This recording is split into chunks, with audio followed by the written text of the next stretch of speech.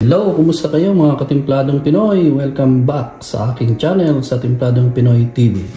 So ngayong araw mga boss, mga katimplado, ay magluluto naman tayo ng masarap na chicken cordon bleu. So itong ating mga gagamitin, meron ako ditong breast 1 kilo. Tapos meron ako ditong bell pepper, carrots, ito yung mga ipapalaman natin sa loob. Merong celery, merong asparagus, meron tayong cheese, meron tayong all-purpose, merong breadcrumbs, egg para sa butter, syempre asin, garlic powder, onion powder, black pepper. Okay, umpisahan natin ang paggagawa ng ating cordon bleu, chicken cordon bleu. So ngayon, hugasan muna natin yung chicken. Okay, hugasan natin yung chicken. Ganito na, wala nang balat. Hugasan yung mabuti.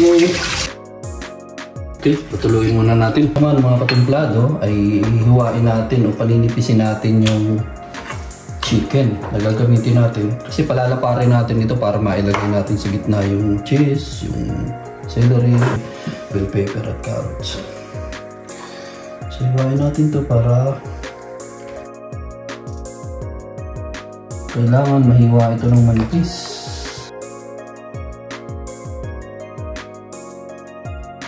Okay, ito yung mga katimplado. Tapos gagamitan natin siya ng tenderizer para lumapad siya.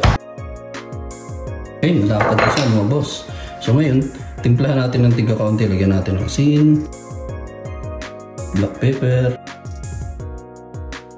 garlic powder, onion powder, and then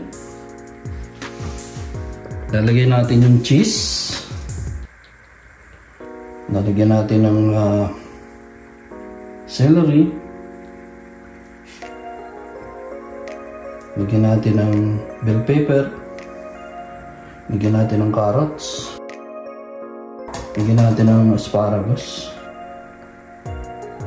And then, i-roll nyo natin ito mga katimplado. Parang style embutido.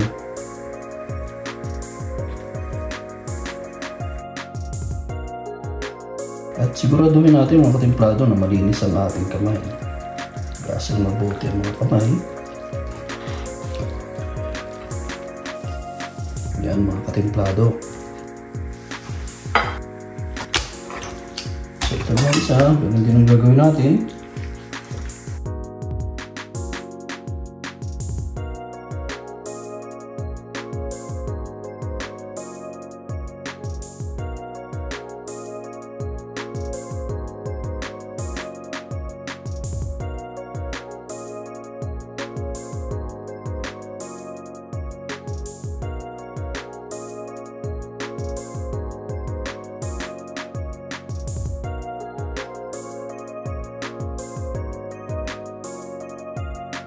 Ano man, ang gagawin natin dito mga katimplado ay ima-microwave muna natin ng 6 minutes, 5 o 6 minutes.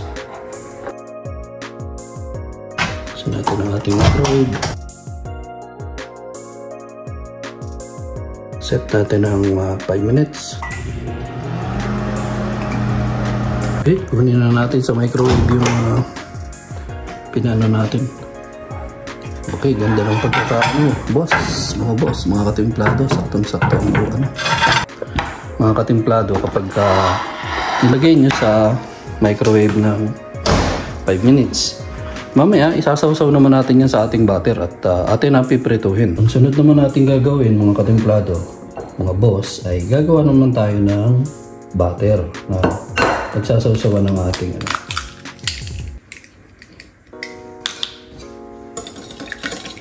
Lagyan natin ang itlog. Lagyan natin ang all-purpose flour. Tingnan muna natin sa... At syempre, laging malamig na tubig ang nilalagay dyan para maging crispy siya. Lagyan natin ang paminta. Gawin natin.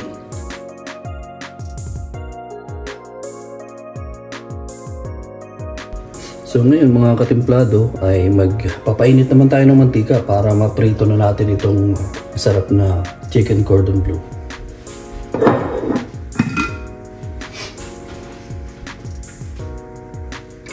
Kailangan mga katimplado, lubog yung ating chicken cordon bleu. So painitin lang natin ito. Okay mga katimplado, test natin kung okay na yung ating mantika. Test ulit. Okay. Start na natin mag-coating ng chicken cordon bleu. Coating muna. Sausaw. Make sure na malinis ang ating mga kamay, mga katimplado. Tapos lagay natin dito.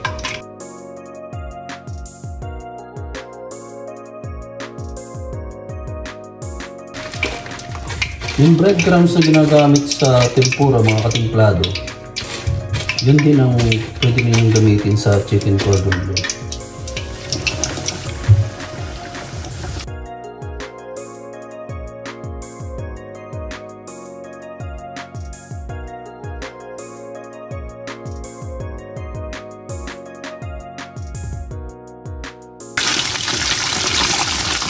So ganyan mga katimplado, medyo pahinaan na natin ang apoy para hindi naman masunog yung labas tapos silaw yung loob. So, pero dahil yan ay ilagay na natin sa microwave ng 5 minutes, off na off yan mga katimplado. Pwede na natin isa pa yung isa.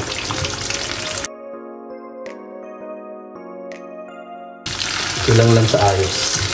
Pero passion apat din. Okay.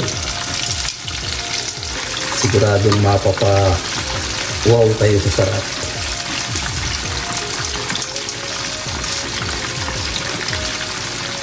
So at least yung 1 kilong chicken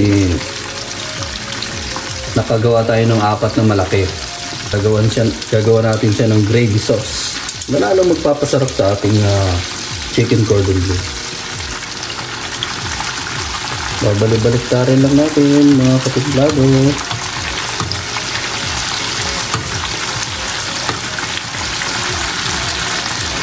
Ang recipe nito mga katimplado ay makikita niyo sa description box ng ating YouTube channel. Panoorin nyo hanggang dulo mga katimplado para makita niyo step by step kung paano niluluto o ginagawa itong chicken cordon bleu.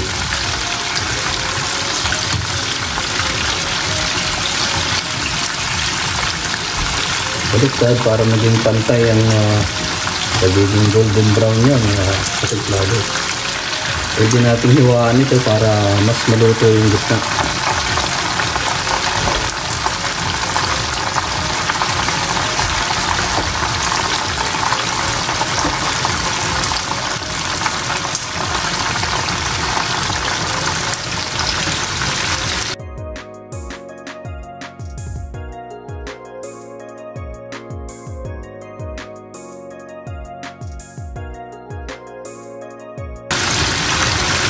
Baliktarin natin.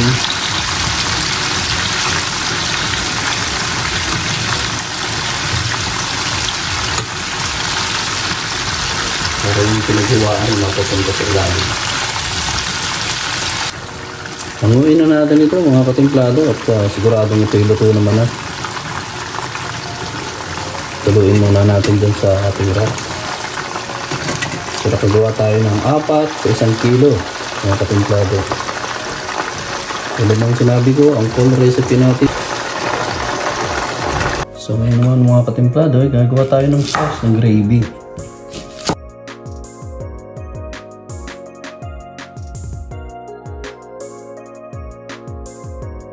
Yan.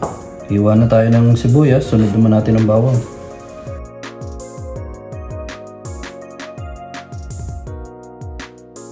Tayo ditong bell pepper. Okay mga boss, gagawa naman tayo ng gravy. Painit na tayo ng maliit na kaldero. Okay, pag medyo mainit na yung lagyan natin ng butter.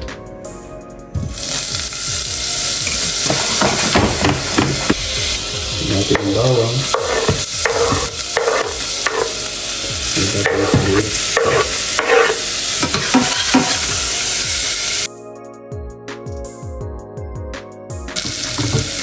bell pepper.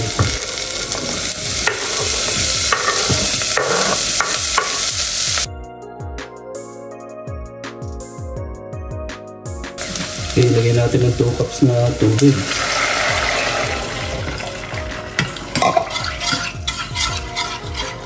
At pakuluin natin ito. Lagyan natin ng konting asin. Lagyan natin ng kalahating kutsarang tuyo.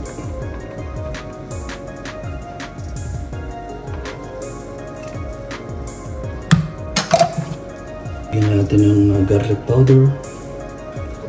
Buti na lang, buti na lang, sinalo ko ng kutsara. Sobra.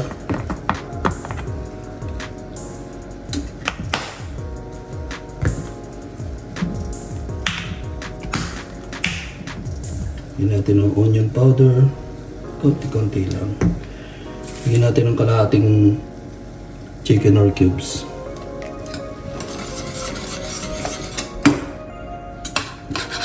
Basta natin yung kutsara. Sayang.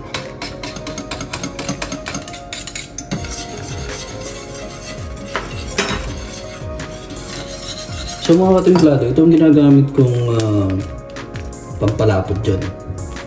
Itong crispy fry. Kasi ito talagang ready to mix na ito. Hindi ka mukha nung kuha ka pa ng all purpose, lagi mo pa ng iba't ibang timpla. Ito kompleto na ito, ibubuhos mo na lang. Pero syempre dito sa tubig at lalagyan natin ng konting pampalasa ito.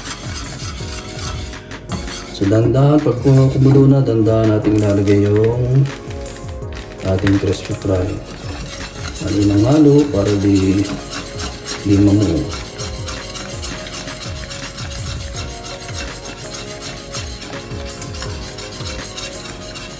Pwede rin naman tunawin ninyo ito sa tubig, tunawin mo na bago ibuhos dito para iwas buo-buo.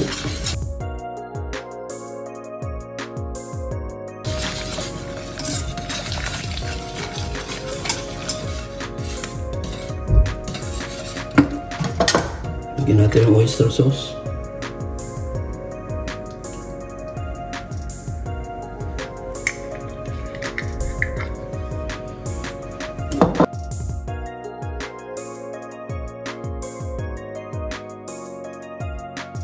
Tikman natin mga katimplado.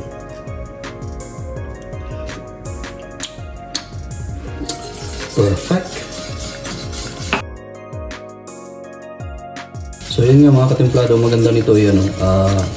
Tunawin nyo muna sa tubig yung ating crispy fry para hindi magbuo-buo. So ito na mga katimpladong Pinoy, luto ng ating chicken cordon bleu.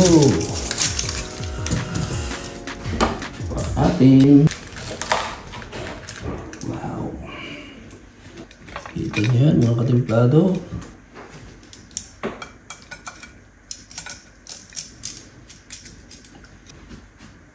Tapos, lalagyan niya natin ng masarap na gravy.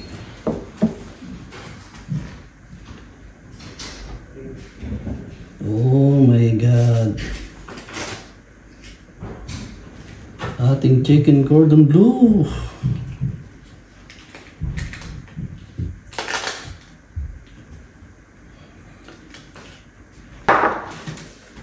Okay, ito na ang ating chicken cordon bleu.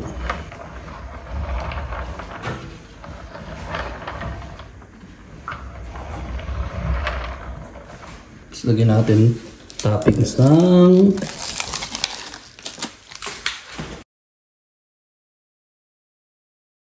garnish natin ng dahon at sibuyas. Ayos na ayos. So yan na mga katimpladong Pinoy. Okay na yung ating chicken cordon bleu. At ang ating recipe ay makikita sa ating description box. Kaya panoorin nyo hanggang dulo mga katimplado. So yan mga katimplado, kung nagustuhan ninyo ang ating pagluluto ng chicken cordon bleu, pa-like and subscribe naman para makita rin ng ating mga kababayan. Pakishare na rin mga katimpladong Pinoy. At hanggang sa muli, maraming salamat.